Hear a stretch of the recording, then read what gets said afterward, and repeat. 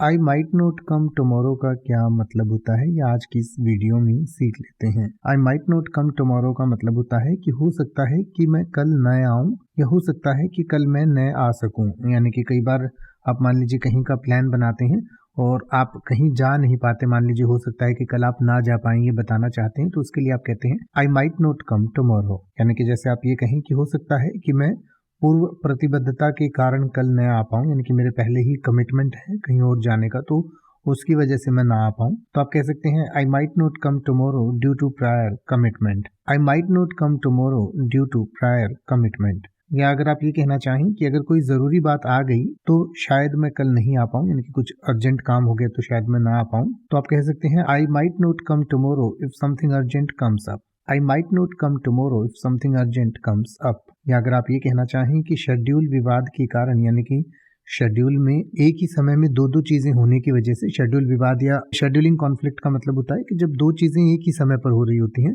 तो उसके कारण शायद मैं कल नहीं आ पाऊंगा, तो आप कहेंगे आई might not come tomorrow because of a scheduling conflict. I might not come tomorrow because of a scheduling conflict.